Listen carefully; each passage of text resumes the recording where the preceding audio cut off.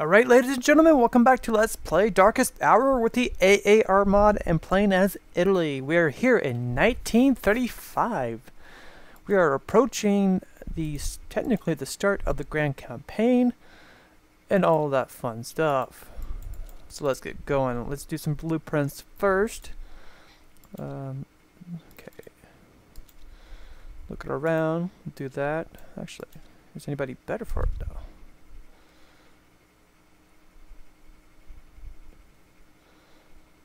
Yeah, I guess technically he is.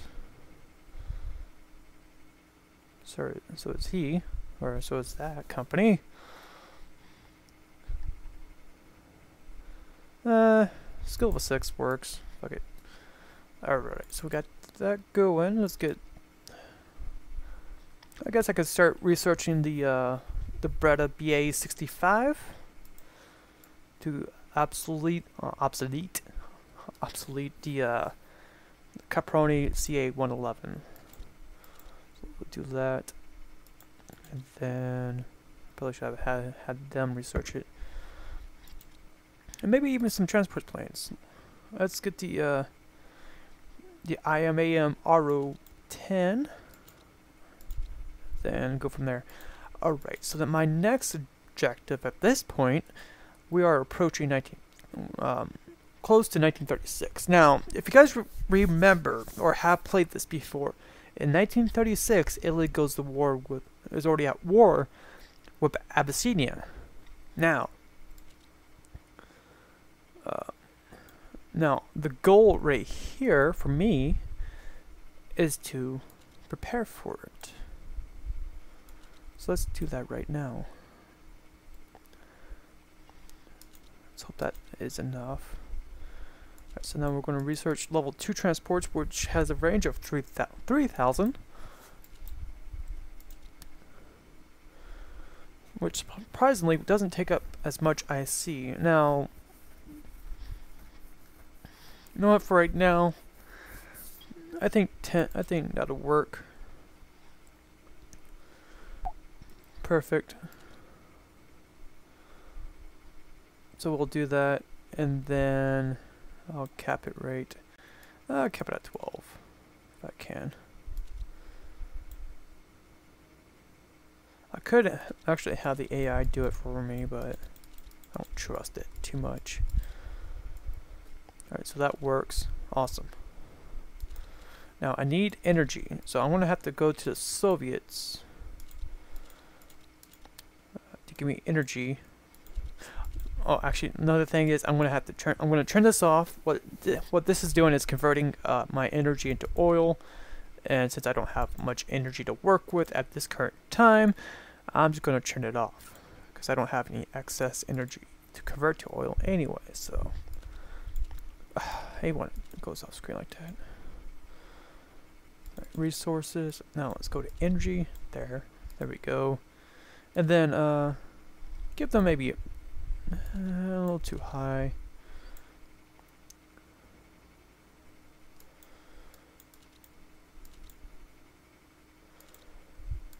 There we go.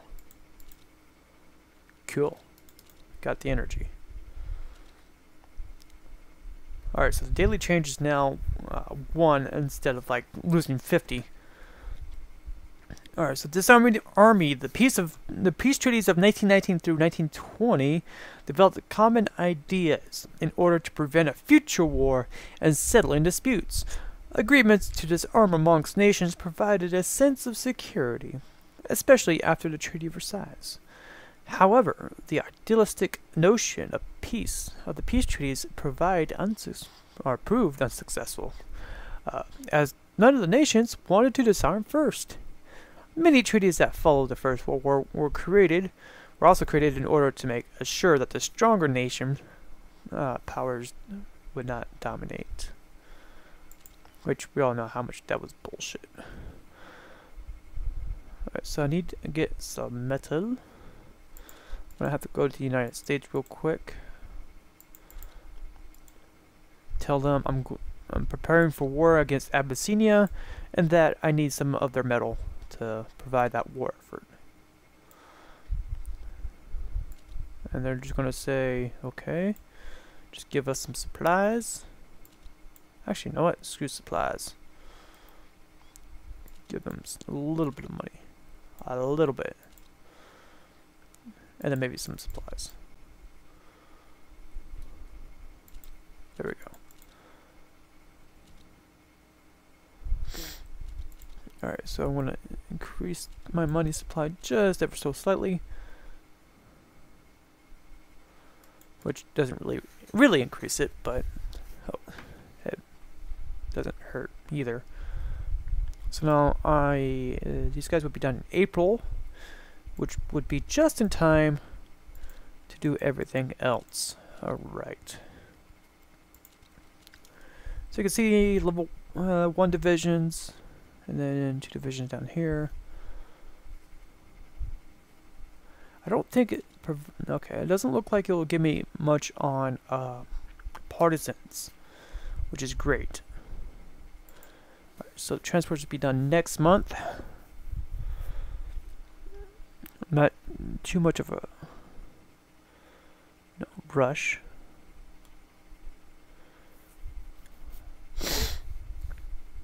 I am losing a little bit of oil though. I think, what does that have to do? Home produced, converted out, usage. It's not like I'm really using that much, and I think it's just a stockpile issue. Oh, Dolphin, okay. So Dolphus has been, is now in charge of being Austria there. German Austria went with the abolished parliament and the birth of Austro-fascism. Ah, so yeah, they've gone fascist. Uh-oh. Some historical accuracy there. A little bit, but not too much. So the only thing that went really historical after the war is basically Austria going fascist.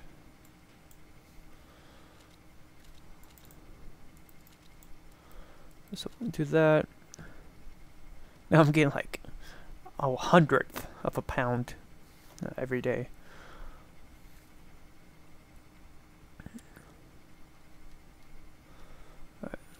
And here we go, folks. The Second Italo-Abyssinian War.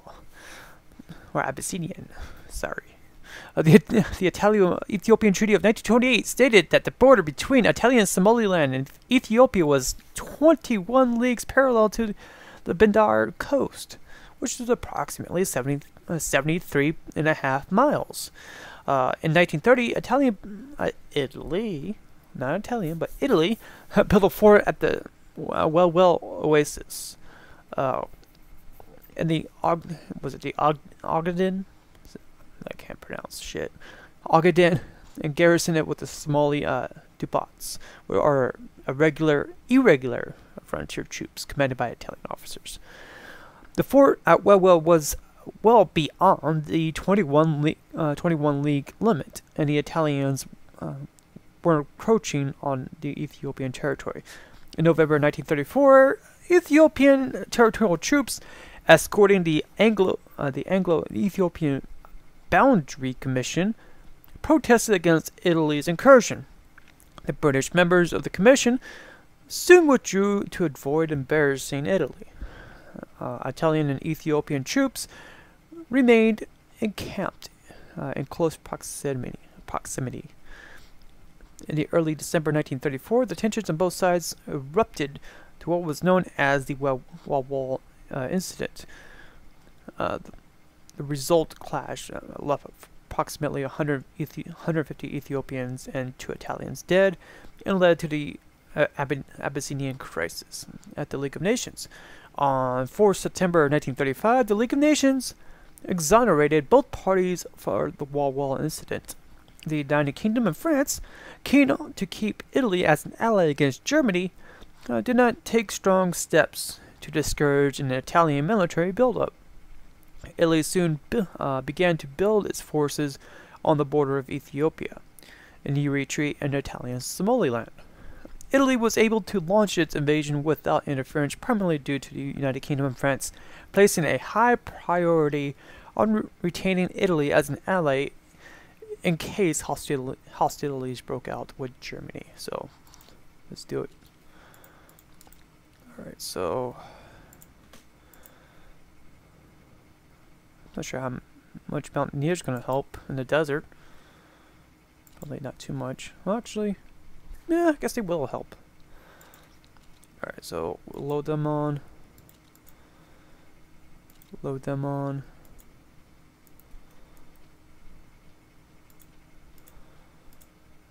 Probably get that cab unit on there if I can. Actually, that's already that's 5. So yeah, let's get that cab unit on there. I don't think I can load anybody else, or I can. Nope, I can. Okay, good. That's fine. So let's ship them out. Stop the advance, and then there we go.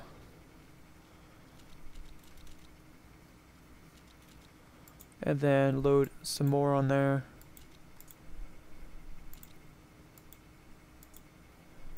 There we go.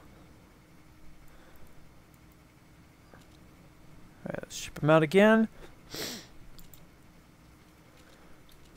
Alright, so there we go. Now, I don't really care too much about what happens in, you know, Somaliland, because it's not like it really affects me too much as far as victory points is concerned. The one thing I really do want to go after is, was it Addis Ababa? I think that's Addis Ababa. I think that's how you say it. Anyway, that's what we're going to go after, and we'll go after it right now. Abandoning the League of Nations! Of the League's 42 founding members, 23, or 24 counting Free France, remained members until it dissolved in 1946. In the founding year, 6 other states joined, only 2 of which remained members throughout the League's existence. An additional 15 countries joined later, in the later years. Despite formulating the concept and signing the Covenant, the United States never joined the League of Nations after a number of notable successes and some early failures in the 1920s. The League ultimately proved incapable of preventing aggression by the Axis powers in the 1930s. The League of Nations was dissolved on on 18 April 1946, when its assets and responsibilities were transferred to the United Nations. I've always disliked Geneva. Oh, I do love the comments. Alright. So we're just going to head straight there. Probably should bring back my transport down there if I can rebase it. Yeah, okay, I can.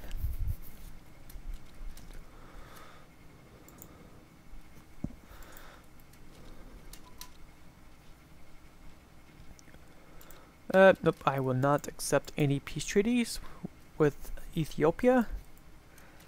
I actually want to go down here. And really, I can actually defeat Ethiopia with the starting armies in Abyssinia, or not in Abyssinia, but on the Eritrea in Somaliland, or Italian Somaliland, in the vanilla version of Ethiopia of Hearts of Iron 2. It's not that hard. It's actually really easy to defeat the Ethiopians. Right, so now we got that done. Great. Not really that much casualties if you really look at it. Okay, so not many men were really died there. Probably should have actually signed a peace treaty, or made them a puppet instead of annexing them. Oh well. And it looks like I'm gonna... Ooh, they got a couple factories down there. Ugh. That's gonna hurt. Oh, sorry. Yes. Alright.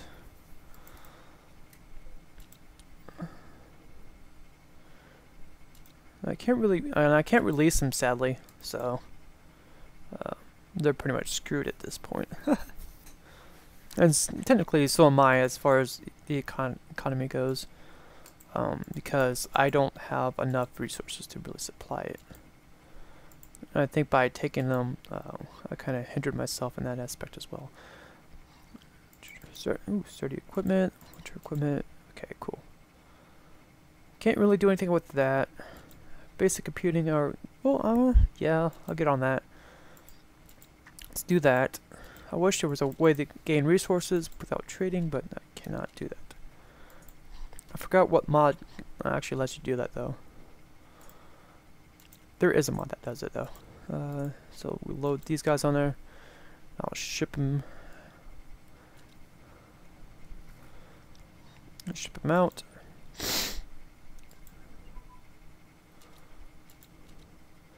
And then I'll research 1918. Alright, and then load these guys on. And then actually rebase there. And traced.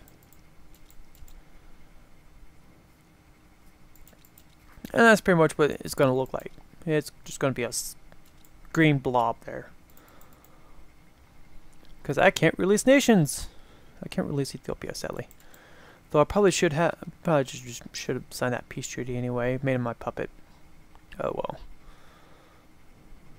So I'm going to suffer a little bit more on this economic burden. But hey, at least I don't have to worry about partisans or anything like that anyway, so. I wish I could destroy factories, but I cannot.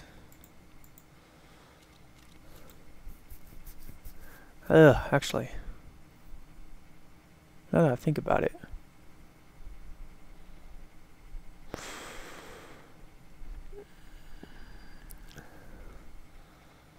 Now that I think about it, I don't think that 37 billigrams was actually worth it.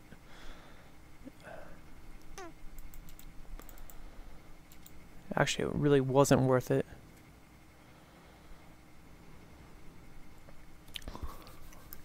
Oh well, I can't do anything about it now. Alright, so we're here in 1936, folks. So I will see ya in the next video. I hope you guys enjoyed these past videos that I've been doing. All these videos were actually comprised tonight. So I certainly hope you guys enjoyed. I will see you for more Darkest Hour with Italy and the AAR mod. So until then, I will see you in the future. Sometime. Maybe tomorrow. We'll see.